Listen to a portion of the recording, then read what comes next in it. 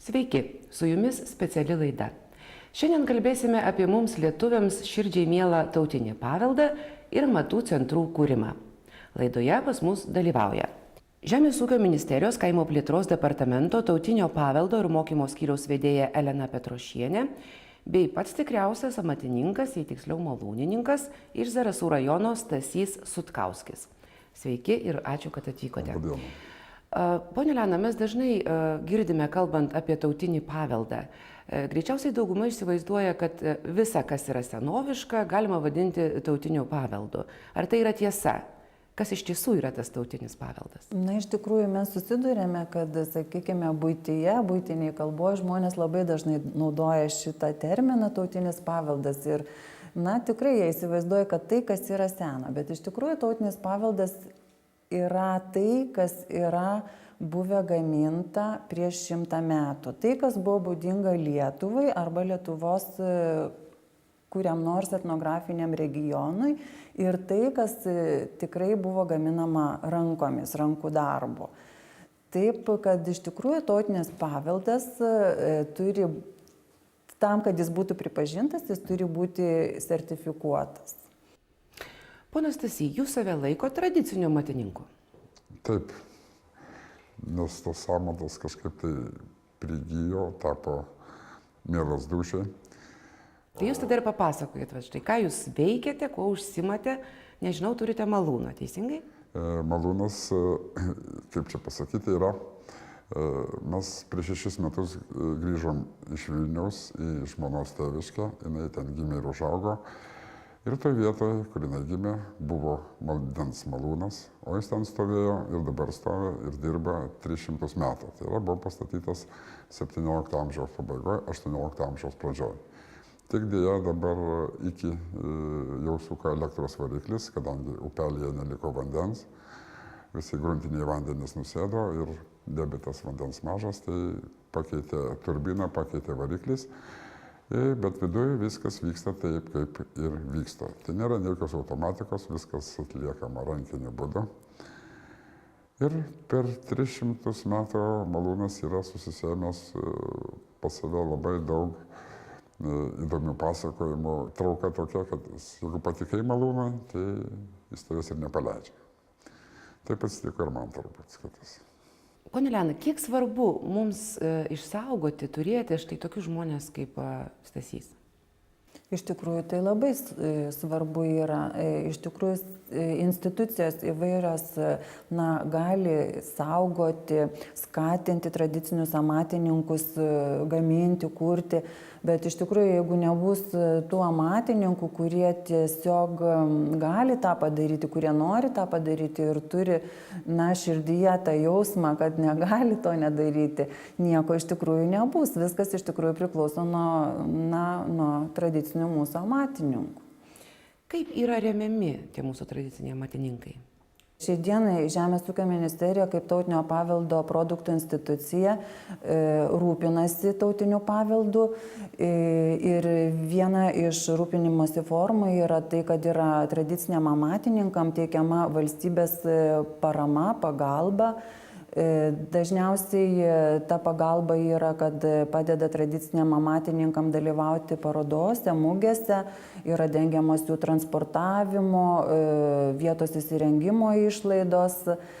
Taip pat yra ES parama tradiciniams amatams ir amatininkams. Ir jeigu tradicinis amatininkas, sakykime, kepa duoną ir jam reikalinga krosnis įsirengti, tai tokios investicijos tiesiogiai susijusios su amatais iš ES yra kompensuojamos net 75%. Tai, amatininkai naudojasi šitą pagalbą ir manykime, kad tautinis paveldas dar pas mus, gyvuos. Ponas Stasy, grįžkime dar prie jūsų veiklos. Jūs malate grūdus, taip? Kas toliau vyksta? Iš pradžių, jeigu visą procesą pasižiūrėti, tai yra atvažiuoja grūdai į malūną, tiesa mes malam parodyti žmonėms, kaip edukacinė programa pas mus vyksta. ir žmonėms, ūkininkams, kurie užsiaugino grūdus ir nori pasidaryti savo miltus.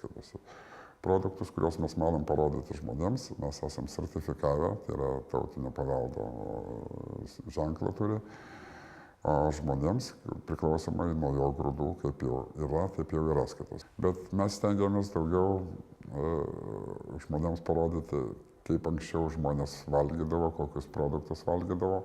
Tai yra stengiamės parodyti tuos miltus, vadinamus keiksmažodinius tos miltus, tai yra rupūs miltai.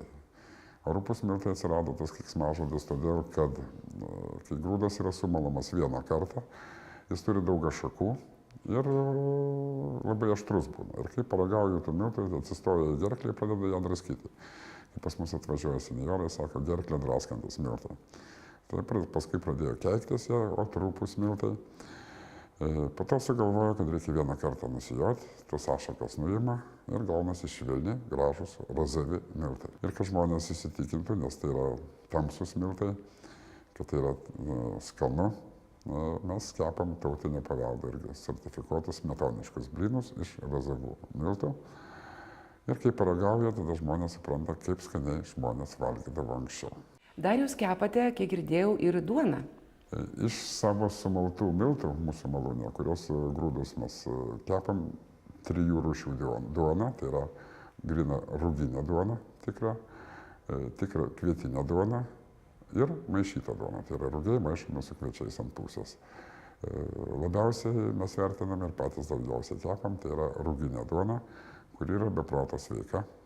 Pone Elena, apart duonos, kiti amatininkų gaminami gaminiai, ar jie yra tik tai, na tarkim, kaip sentimentas daugiau, ar juos visgi galima naudoti realiai buityje? Na, matot, tautinio paveldo gaminiai tai ir maistas, ir ne maistas. Be abejo, maisto gaminiai, tai be abejo, jie yra labiau patrauklus, labiau naudojami ir, sakykime, na, ir tų įmonių, kurios gamina, ir amatininkų, kur gamina maisto produktus, iš tikrųjų yra daugiau, nes natūralu, kad vartojimui tai labiau tinka. Na, o, sakykime, ne maisto gaminiai, vėlgi, priklauso įvairiai. Jeigu tai yra baldžius, tai baldai be abejo, jie puikiausiai gali būti naudojami ir pritaikomi šiuolaikiniam, kad ir moderniuose sąlygose. Taip pat, sakykime, kalvystės visi dalykai taip pat puikiausiai pritaikomi šiai dienai. Na, klumpių, aišku, mes nepritaikysim jau šiai dienai, bet tiesiog tai yra daiktai, dalykai, gaminiai, kurie yra tikri. Ir bet kuris tas tikras daiktas ar dalykas, jis vis tiek, be to, kad turi savo vertę, na, vis tiek amatininkas savo rankom prisiliečia, jis dar yra mielas ir dūšiai. Taip, ponas Stasy, ką jūs manot? Aš norėčiau pritarti tokiam dalykui. Pavyzdžiui, kai mes pas save, kadangi darom edukacinės programos, labai bendraujame su drožėjais. Ir tautinio paveldo drožyba yra, kaip mums labai patinka, žaislai. Tai yra, kuriuos naudodavo piemenys, vaikai, ganydami, laukuose žaisdavo. Jos labai pasirodo nesunku pasidaryti, bet tai yra pamiršti ir kai vaikai pamato, kad yra tokie žaidimai, jie labai mielai žaidžia, skaitosi. Yra puodukai, skaitosi, mediniai puodukai, iš kurių galima gerti ne tik tais vandenį, bet ir kavą ir kitus gėrimus visus. Ir jiems nieko nesitinka, tai irgi yra pagal senovę daryti tie gaminiai, skaitosi. Tai yra nepakartojama. Savitumas amatininkams, kiek tai yra svarbu? Tai, kad jie nesupanašėtų. Jeigu žmogus pakrypo didesnę dalį į pinigus, kad užsidirbti pinigų ir kuo daugiau užsidirbti nori, kaip atsiranda drakonas, tada viskas pavirsta į tą patį, nebelieka jokios dūšios, dingsta ta dūšia, tada lieka tik požiūris į tai, kaip tik parduoti tą daiktą. Bet jeigu žmogus, čia grynai nuo žmogaus priklauso, ir jeigu žmogus nori išlaikyti tą visą, kas yra sena, parodyti kitiems, tai jis ir pasilieka tą, įdeda dūšią ir jam nerūpi tai, kiek ten tų pinigų, ar uždirbs, ar neuždirbs, svarbu pragyvenimui užtenka. Pone Elena, kažkaip yra kontroliuojama, juk turbūt ta kokybė gaminių, ar ne, kad jie būtų pripažįstami tradiciniais amatais, taip? Taip, iš tikrųjų yra atvejų, susidurėme, kad žmogus jau gavęs tautinio paveldo sertifikatą ne visados laikosi tų kokybės, tradiciškumo reikalavimų. Na ir mes darome patikras ir darome patikras vietoje, taip pat prekybos taškuose, per muges, per renginius. Na ir mūsų tautinio paveldo ekspertai pasižiūri. Yra kartais nesusipratimų dėl ženklinimo, nes jeigu žmogus gavęs sertifikatą tradiciniam gaminiui, jis jį turi ženklinti tokį, koks yra. Jeigu jis yra kitoks, netitinka tų tradicinių formų, jis negali ženklinti.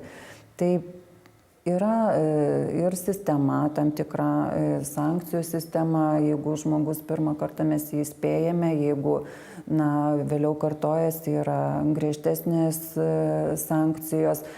Taip, mes turime tą kontroliuoti, nes iš tikrųjų atsiranda visokiausių, sakykime, blogų kėslų ir dažniausiai tai nėra tradiciniai amatininkai, o kiti, kurie pasinaudoja tuo ženklu, norėdami kažkaip tai, nežinau, pasigražinti, ar galbūt, kad tas produktas būtų labiau perkamas.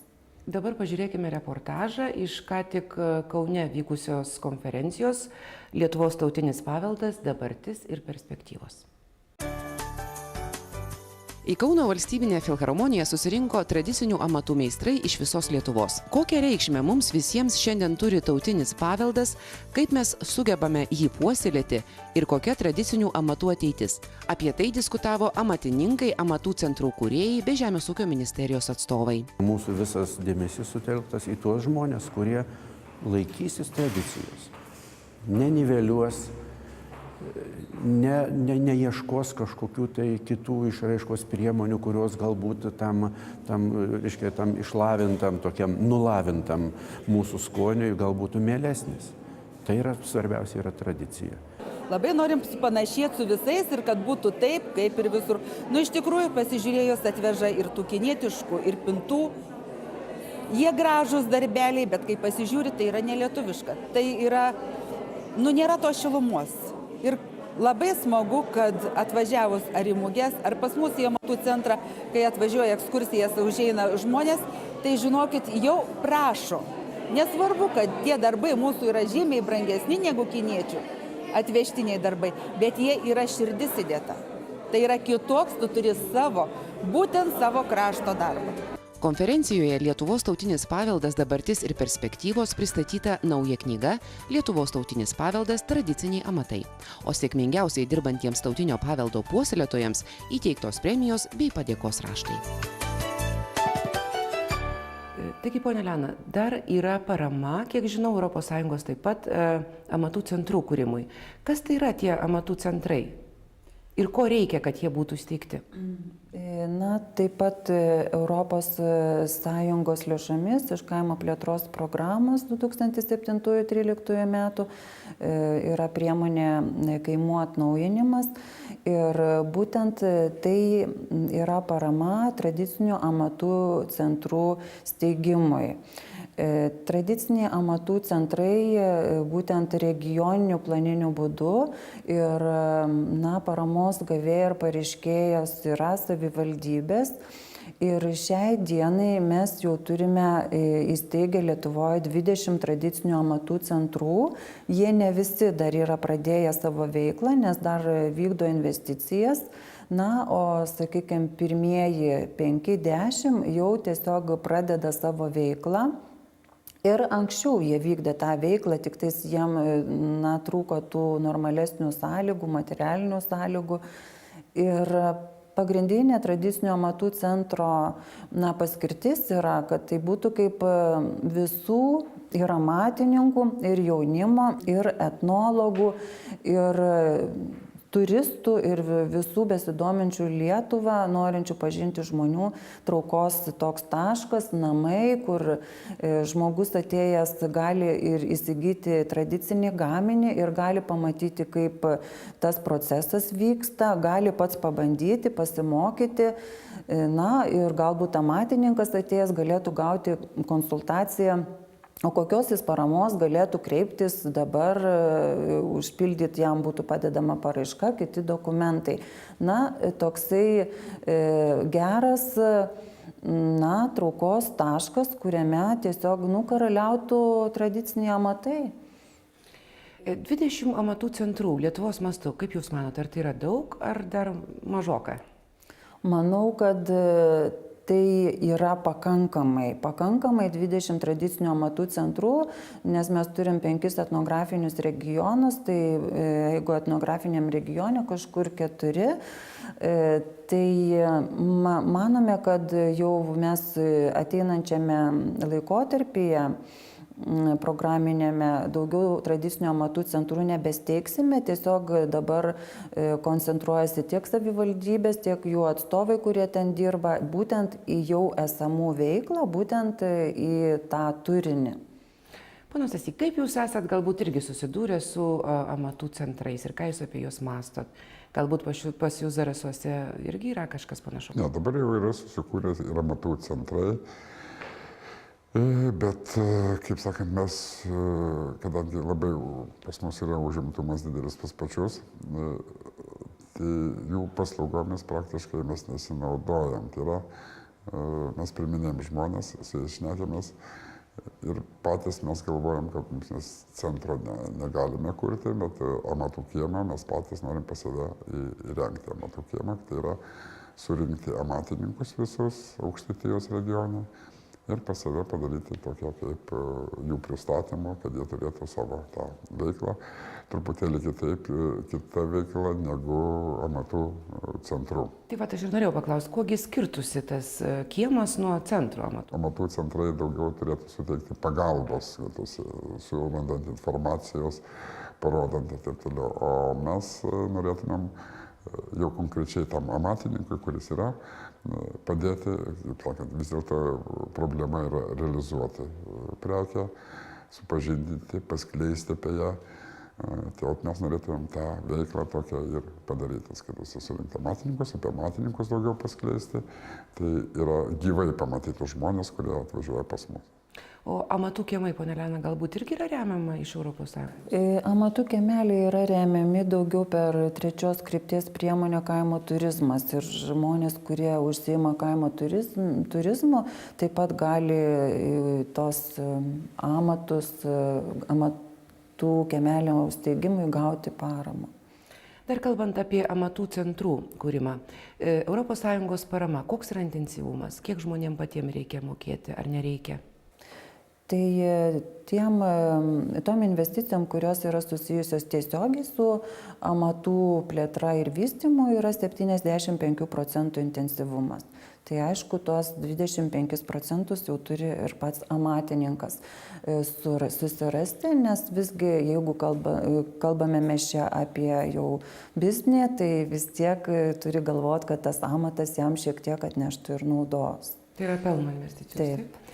Ponas Stasy, kalbant apie paramą, jūs kažkaip pajutote naudą, aš turiu omeny ES, pagal kaimo plėtros 2007-2013 metų?